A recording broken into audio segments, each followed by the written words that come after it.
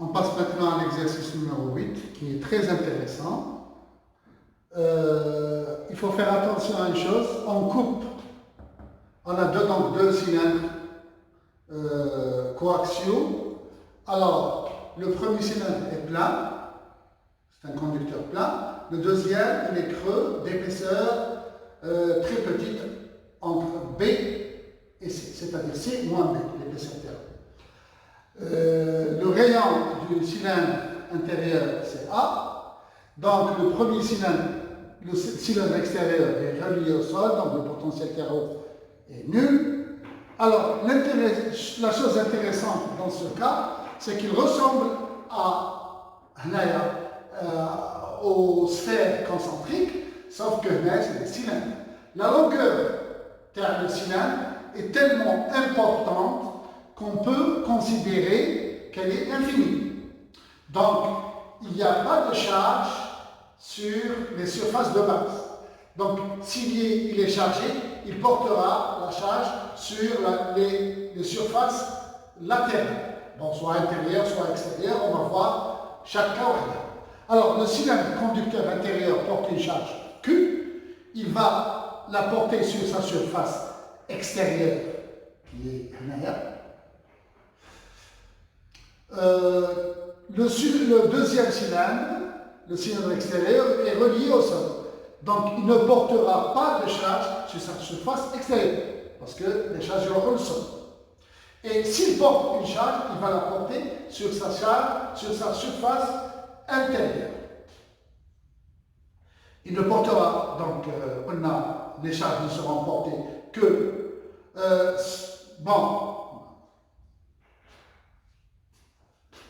on va maintenant traiter l'exercice numéro 8.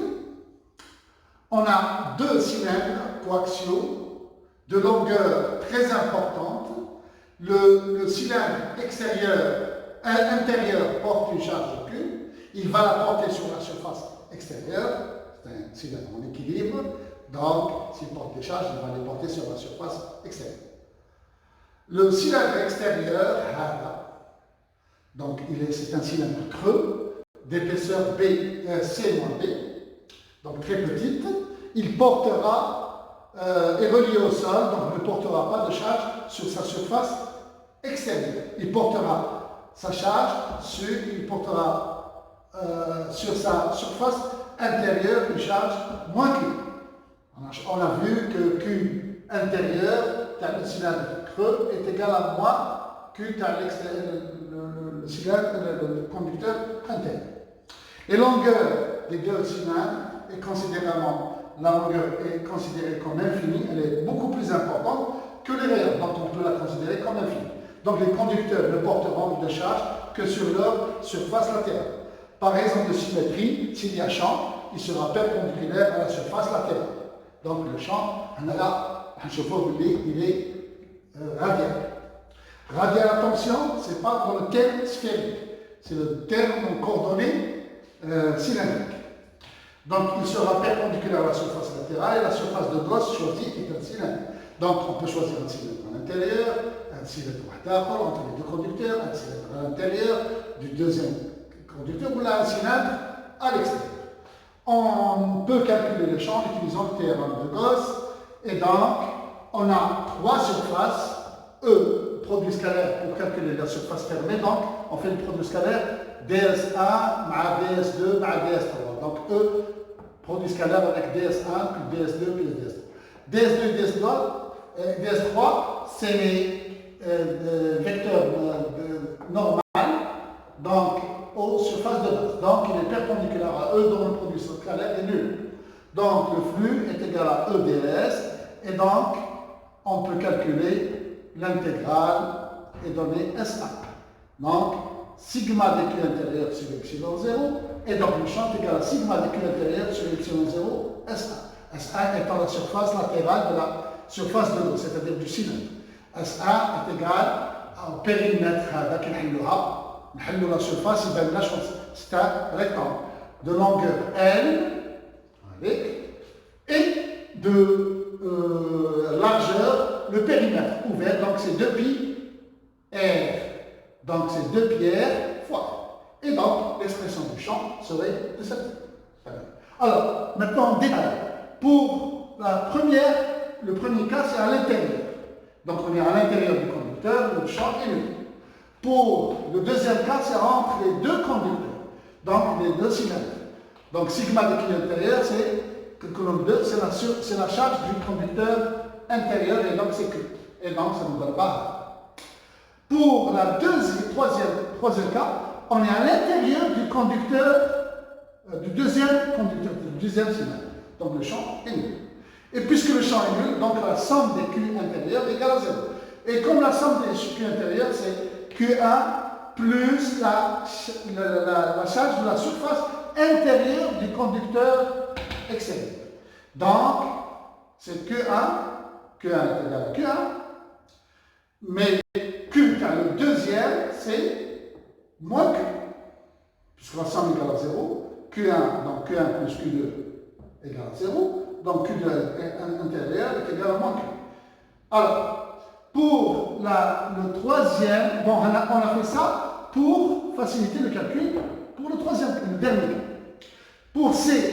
Pour la surface de Gauss à l'extérieur, c'est-à-dire R supérieur à C, sigma de Q intérieur, c'est la charge du conducteur 1 plus conducteur 2. Et comme le conducteur de la surface, la charge extérieure, puisqu'il est relié au sol, est égal à 0, donc il n'y a que la charge de la surface intérieure. Et comme la surface de la charge intérieure, c'est moins Q, donc la somme des charges est égale à 0, donc le champ est nul. Peut être écrite de la manière lambda fois R, avec lambda densité de charge linéique le long du cylindre. C'est-à-dire, oui, il y a une surface, la charge est distribuée sur la surface. Mais on peut considérer, puisque la longueur est importante, on peut considérer que la charge, au lieu de la comptabiliser sur la surface, on comptabilise sur la longueur du cylindre. Et ça devient une densité linéique le long du cylindre. Donc, et on pourrait avoir l'expression du champ de cette manière. Bon, on n'est pas donc on parle de longueur linéique. Bon, on nous demande de tracer le graphe de E. Alors, on a vu qu'entre 0 et A, le champ est nul. Il est aussi nul à partir de B ou le Khorju. Donc, il n'est rien comptabilisé vers R. Il varie en Ln, en 1 sur R en hyperbole. Donc, Hadiel l'expression de RO. Donc, il va de 2KQ sur AL jusqu'à 2KQ sur BL. Donc, il dit. Pour la deuxième question, on nous demande de calculer la capacité du condensateur formé par les deux cylindres. En utilisant dV égal à EDL, donc en radial, on calcule le potentiel VR en intégrant dV, une intégrale non bornée, donc avec une constante, ça nous donne Ln. Alors, V de R égale à B, c'est le V du sol, et donc on peut tirer la constante A d'intégration, et donc VR est égal à Q sur 2 pi epsilon 0 L, Ln de B sur R. La capacité du condensateur, c'est la charge du condensateur sur la tension entre ses bords. La tension entre les bords, c'est la tension du cylindre intérieur moins la tension du cylindre extérieur qui est relié au sol, donc égale à 0. La tension